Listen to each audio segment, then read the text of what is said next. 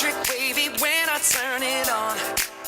Off from my city. Thank you. I cannot tell you how delighted and thrilled and privileged I feel to be sharing this incredible moment with you, because if you've ever wondered what the future looks like, it looks like this, right? You are now inviting the future in. When you came in this morning, you left what was, and during the course of this day, you are creating what will be. And every single person in this room is a co-author of the future. How does that feel? Right? Fantastic. So, yeah, I cannot think of a more appropriate group to share my message of dancing with disruption with than the people in this room. Because on the one hand, we know it's about making it personal. On the other hand, it's about technology enabling you to really make it personal. And it's this dance between your magic touch and the technology that enables you to help your colleagues apply the magic touch that is going to continue to make TD legendary. So my message to you today is around dancing with disruption. I'm going to talk to you about thriving on massive change. So the best people want to partner with you. The secret to being highly successful is to be the kind of person other people want to hang with. So just look around the room here. Just look at the people at your table. Don't stare, just look. Do you like what you see? When you look around the room, do you think you're with amazing people? Right, so just turn to a person on either side of you, look them in the eyes and say, I'm really happy to be sitting next to you. Right, okay. So, yeah. So I'm going to talk to you today about what does it take to be the kind of person other people want to be with, not to be the kind of person other people have to be with. So let me just see by show of hands, how many of you in this room have got teams with whom you work? Right. Now I want you to imagine that they are thinking of your face as you sit here. Are they waiting in incredible anticipation for you to come back tomorrow because they miss you? Right. And by the way, when you go back to your teams tomorrow, they're going to want to know what happened here. And so part of what you want to think about now and part of what you want to think about this evening is how do you communicate not just the content of what you've experienced here today, but the excitement and the possibility of what you've experienced here today. So all of you, by the way, should have a copy of my book, Dancing with Disruption, in your bag. So everything I share with you is in the book. Thank you very much. I'm thrilled. And if you look at the back cover, you'll see that there are words to the effect of no matter what your role, part of your job is to be a disruptor. And we're going to talk today about what does it mean to be what I call a positive disruptor. So the first thing I want to talk about is dancing. Let me see by show of hands, how many of you have danced in the last year? Right. If you didn't raise your hand, get a life, right? But look, have you noticed dancing is something you do when you're happy or you're having fun? And in a way, that's what I loved about observing today, is that a conversation is a kind of a verbal dance. Have you noticed in any great conversation, sometimes you lead and sometimes you follow, but all the time, it's got to be enjoyable. It's got to be inspiring. So when you dance, it means you have to shift nimbly and quickly. You've got to be agile. You've got to move with circumstance. It means you've got to partner with somebody in some kind of performance. Right? When you're dancing, hopefully you're not the only person on the dance floor. Right? You notice somebody else is depending on you to be on the dance floor. And when you dance with someone or someone, it means you're in harmony with them. It means that you're both moving in the same direction. You share a common purpose. What did we hear about today? We heard about executing with speed, and we heard about doing things with purpose. And then finally, you're a source of each other's joy. You're a source of each other's joy. So I'd like you just to turn to a person on either side of you, look them in the eyes, and just say, from this day on, I will be the source of your joy at work.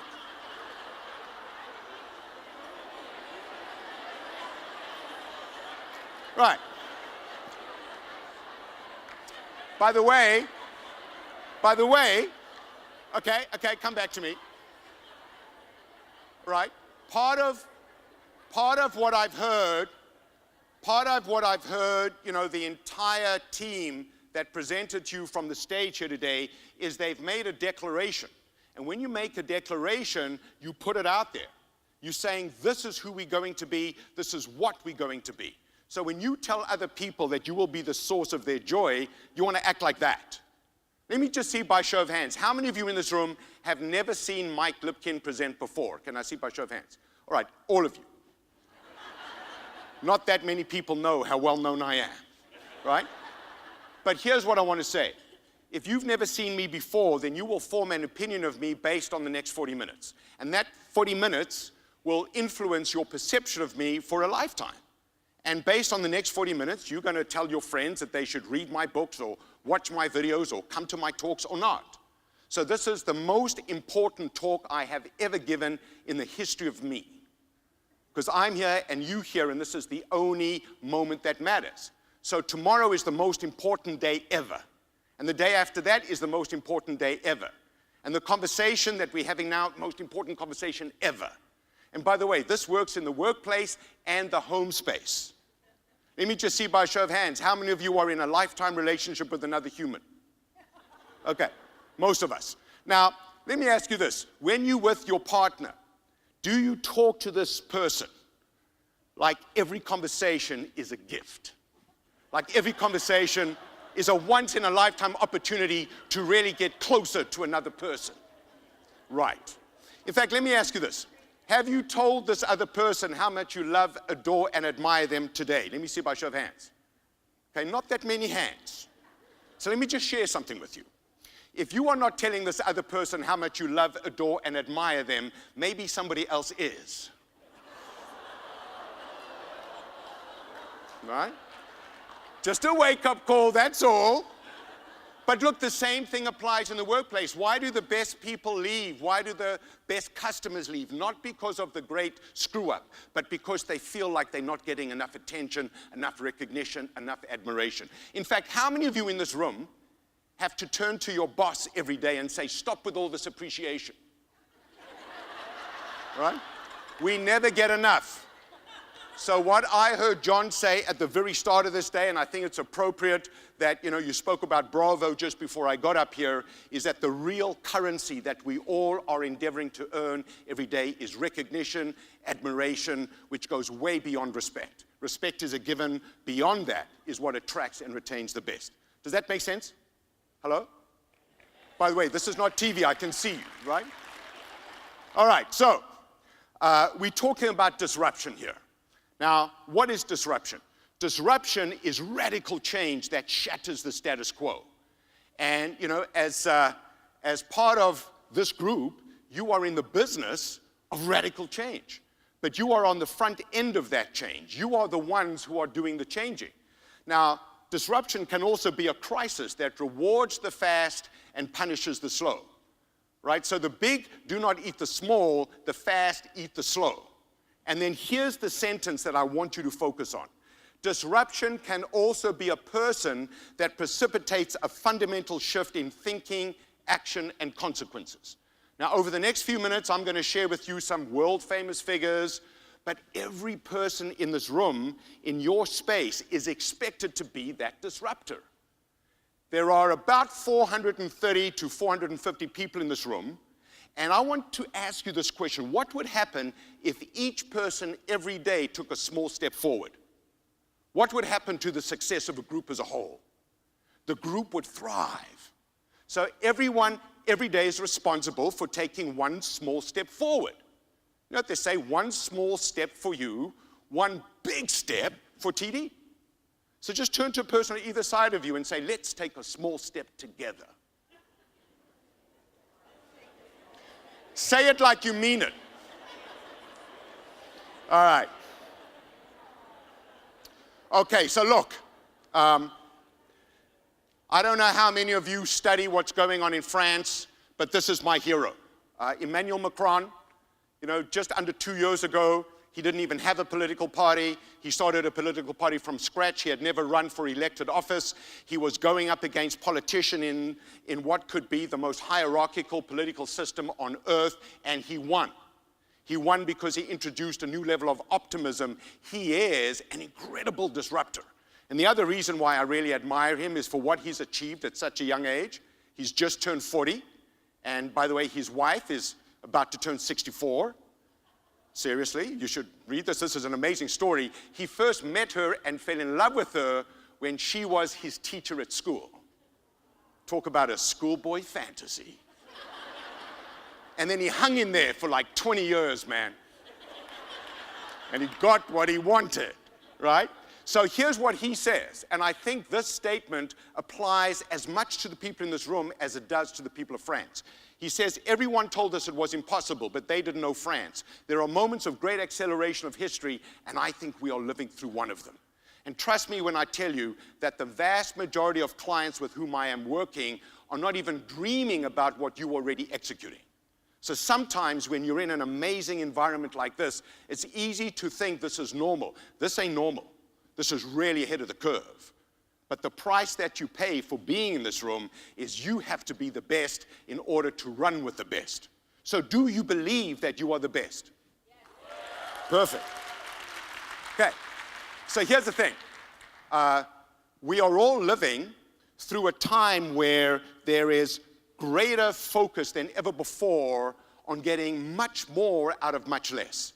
And despite the fact that, Canada as a country is doing exceptionally well, despite the fact that 2018 is going to be a year of expansion, at the same time, the tension has never been higher.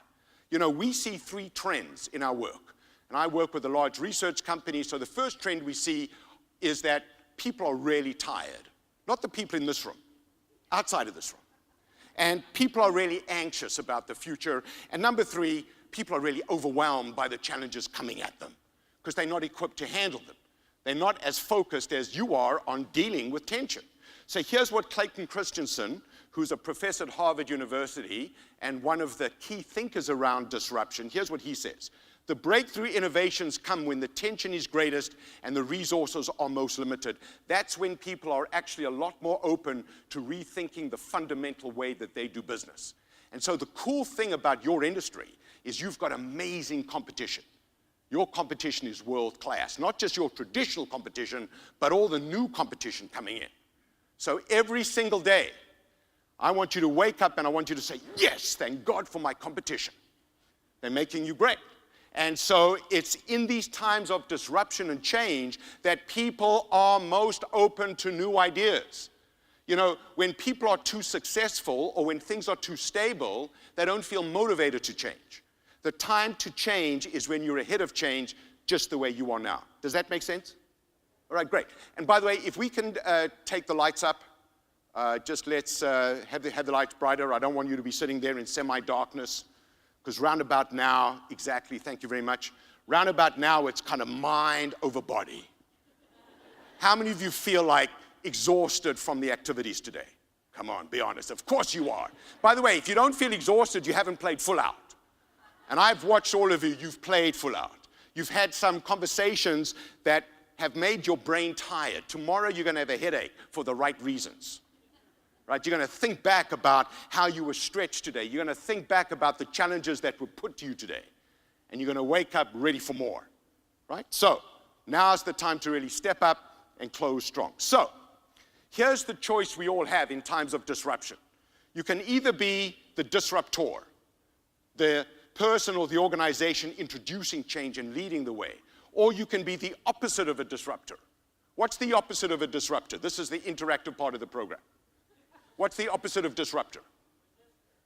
Sorry, resistor. I like that. By the way, whatever you say is right. Whatever you say, I'm going to make you look good. So we get a resistor. What else is the opposite of disruptor? A what? A follower. The opposite of a disruptor is a disruptee.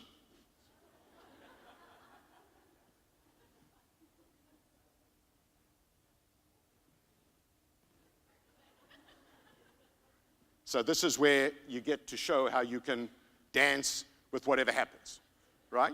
Seriously, how many of you have ever done a presentation where there was a slight technological snafu, right?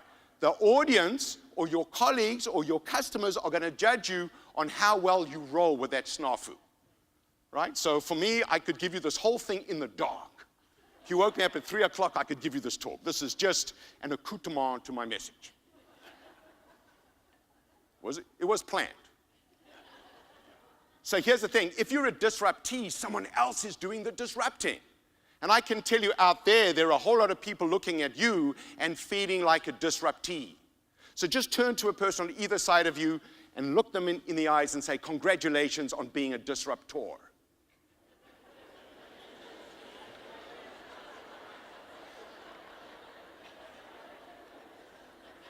Okay, so look, as a disruptor, and I saw this today, as a disruptor, your number one fear will be figuring out how to do something you've never done before. Now, I loved that puzzle exercise because I was walking around the room, and I saw some of you with this on your table. And then I walked to the other side, and you didn't have this on your table. How many of you have noticed it's much easier to start something if you know exactly what it is you've got to do? Have you noticed that?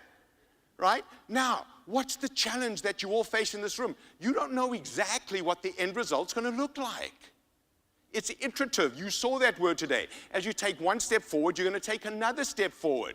And so your challenge here is to be all in despite the fact you don't have a clear-cut picture of what it's going to look like in the end, because you get to make it what it's going to look like. And by you, I don't mean you plural. I mean the person in your chair. So whenever you feel like you don't know what to do, remember these three very important words. You ready for this? Figure it out. Seriously. But, you know, the point is not to figure it out by yourself. We're only as good as all of us together. And would you agree with me that there's some incredibly amazing people in this room? Would you agree? Right? So, have you ever been confronted with a challenge and you haven't known what to do and you felt overwhelmed or you felt desperate and then you spoke to someone and you said, look, I'm faced with this problem, I don't know what to do. And this person said, well, have you thought about A, B, and C? And you go, oh my God, you are brilliant. You're a genius. No, it's not that they're brilliant or a genius. They're just looking at it from another point of view. Right? And when you look at things from a different angle, you see different aspects of the problem. So in other words, if you want to be successful, talk to a lot of people and be someone who a lot of people want to talk to. So here's my next phrase, and this is the mantra by which I live. Doubt is not an option. By the way, failure is a great option. Because it's not failure as in the whole bank's going to collapse. No, that would be really arrogant to think that if you made a mistake, the bank would collapse. No, failure means you trying something, you going where you've never been before, and maybe you don't get the absolute perfect result. But guess what? When you've taken a step into the unknown, you can see a heck of a lot more than before you took that step. And as long as you're doing it for the right reasons, I don't know about you, but any time I've taken that step and not got exactly what I wanted, I learned a heck of a lot. Remember this, when you win, you tend to party. When you lose, you tend to learn.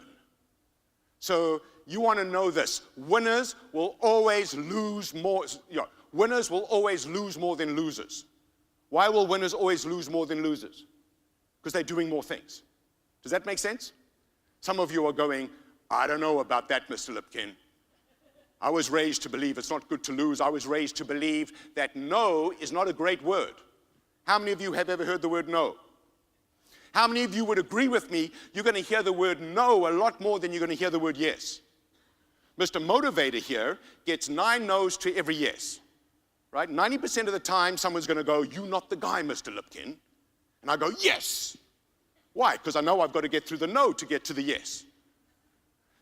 I made a pitch the other day, and I gave it my best shot, and I thought I was absolutely the right person, and the client says to me, Mike, I'm afraid the answer is no. So I go, yes. So he says to me, what part of no do you not understand? So I said, Jack, let me share something with you. This is my 9th no in a row. I know my next call is a yes. Thank you. You know what he says to me, this guy? He says, I wish my people thought like that. I said, hello? So look, let me give you this message. And I'm spending a lot of time on this slide because if all you do is take this thought away, my work here will be done. you've got to be comfortable being uncomfortable.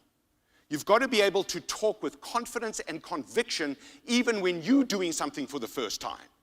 So this is the first time I've ever spoken to a lot of you. This is the first time I'm adapting my content to your message. I might look confident, but on the inside, I'm making it up as I go along. Seriously. I have a phrase that says, I am often wrong, but I'm never in doubt. I know I'm going to screw up. I know I'm going to make mistakes. But the only reason why you're listening to me, are you? Is anyone listening? Okay. The only reason why you're listening is I'm talking with confidence and conviction.